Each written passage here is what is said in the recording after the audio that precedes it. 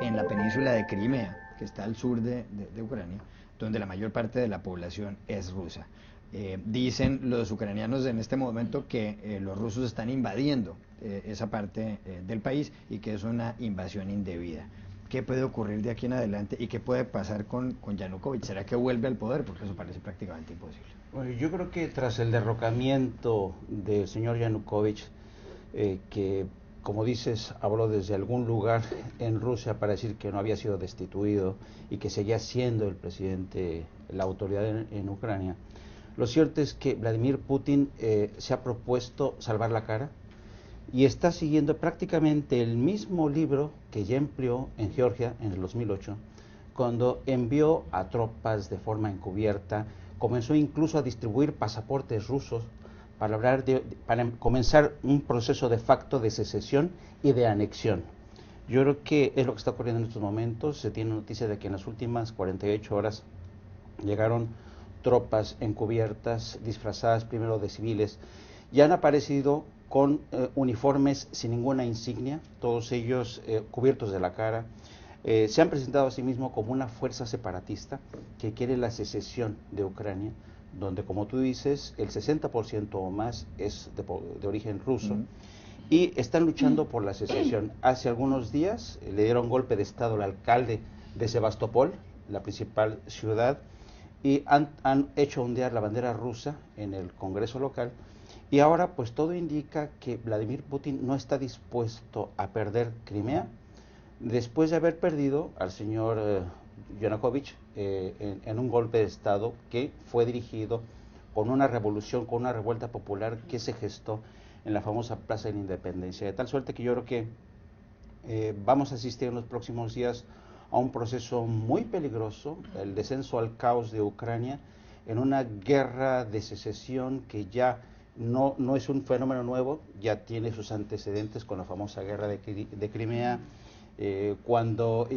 todo el mundo pensaba que Crimea y que Ucrania ya formaban parte del Imperio Soviético, al señor Nikita Khrushchev se le ocurrió la idea de ceder Crimea a la autoridad de Ucrania. Pues bien, ahora se les ha vuelto esto en contra y Putin no quiere perder este enclave porque es a todas luces un enclave estratégico donde todos sabemos está la flota rusa ahí, y claro, todo está contemplado desde la distancia por la Unión Europea y Estados Unidos, que no saben qué hacer.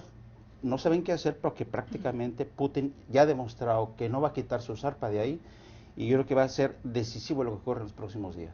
¿Qué podría hacer la comunidad internacional, Claudia? Porque es verdad que la Unión Europea ha tratado de ayudar al gobierno ucraniano, trató de firmar un acuerdo con el presidente Yanukovych, finalmente él aceptó un arreglo con el presidente ruso Vladimir Putin, que le ofreció 15.000 millones de dólares, 3.000 millones de los cuales eran en dinero efectivo y el resto comprando unos bonos. ¿Qué puede hacer la Unión Europea para tratar de encarrilar nuevamente la situación? Creo que la comunidad internacional ya está se movimentando para arreglar um paquete de ajuda à Ucrânia. Não? O FMI ayer dijo que está dispuesto, que está pronto, listo a ajudar, vai enviar uma missão à Ucrânia em los próximos dias.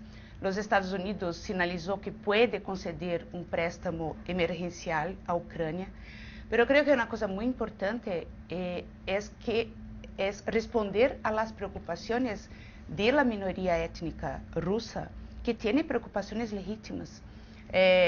Los que asumieron el poder en Kiev, una de las primeras cosas que hicieron fue cancelar una legislación que garantizaba los derechos lingüísticos de la minoría étnica, al reconocer el ruso como la segunda lengua oficial en Crimea. Entonces creo que hay preocupaciones legítimas, preocupaciones de los rusos que van a ver su identidad étnica atacada en ese nuevo Estado. Entonces creo que es necesario hacer un gobierno inclusivo que responda a las aspiraciones y a las preocupaciones de todos los ucranianos, ¿no? Y no solamente los ucranianos que están en Kiev. Creo que los de Crimea tienen aspiraciones y preocupaciones legítimas que la comunidad internacional va a tener que de alguna manera abarcar, ¿no? profesor Shamis, Crimea está bastante lejos del continente americano, está al este de Europa del Este, o es Europa del Este en cierto modo. Es una península que da sobre el costado norte del Mar Negro. Ahí está parte de la flota rusa, tiene alrededor de 2 millones de habitantes. Hubo una guerra en Crimea en el siglo XIX, ha habido varios combates a lo largo de la historia, pero en el siglo XIX, de 1853 a 1856, tuvo lugar la guerra de Crimea, la primera que cubrió por lo demás un periodista, un corresponsal de guerra. ¿Por qué es tan importante Crimea, donde el 60% de la población es rusa, sobre todo desde el punto de vista económico? Porque es una zona de tránsito comercial esencial, que vincula el Mar Negro con el Mediterráneo y las rutas comerciales pasan por allí. En la otra orilla está Turquía, por el otro lado, y además es una zona estratégica. Además de la flota están las residencias de verano de los viejos jerarcas soviéticos, que muchos de los cuales todavía las tienen. Pero es interesante este tema, ¿no? Porque este es un legado de la disolución de la Unión Soviética. En la creación de la Unión Soviética, en el momento de anexión de otros estados, de Ucrania y también de los estados bálticos, hubo una política deliberada de rusificación de esos países. Y todos esos países tienen una minoría rusa.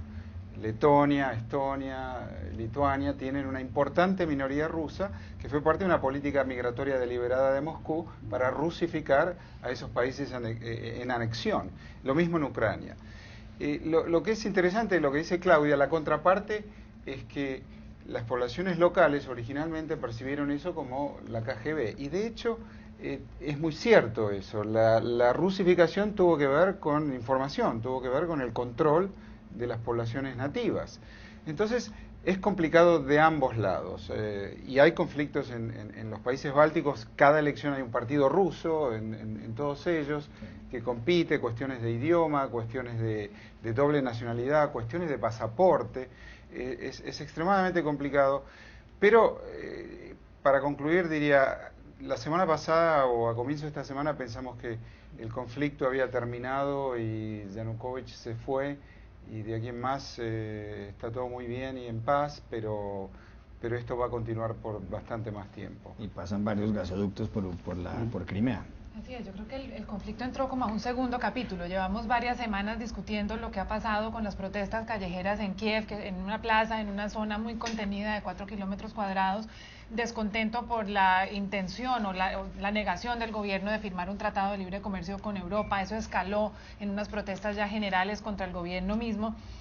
Protestas de activistas políticos, diferentes grupos políticos y ideológicos. Ahora este segundo capítulo es mucho más organizado. Ahí parece que hubiera llegado Vladimir Putin después de las elecciones de las Olimpiadas de Sochi y haya dicho, bueno, ahora sí le voy a poner atención a este conflicto, y lo que ha pasado en Crimea es una cuestión completamente distinta. Ese tiene todo el tufo de un golpe de Estado muy bien orquestado, tiene sellada la frontera de Crimea con el resto del país, está controlando toda la infraestructura esencial, ha invocado una mayoría étnica, todo eso con los medios de comunicación rusos ahí en primera fila documentando todo lo sucedido. Entonces realmente esto es distinto de lo que ha pasado en las últimas semanas, es mucho más sofisticado y tiene cara de ser una revancha muy quirúrgica por parte de Vladimir Putin. El hecho de que ya no exista este gobierno de Yanukovych, que ha sido la base política de Putin en el país, él también ha sido muy cuidadoso, Rusia, de no avalar el gobierno interino de Ucrania en este momento. Entonces está haciendo una jugada política muy interesante, y esta cuestión de paquetes económicos y paquetes de ayuda es un juego de niños al lado de mandar unas tropas y sellar un pedazo del país.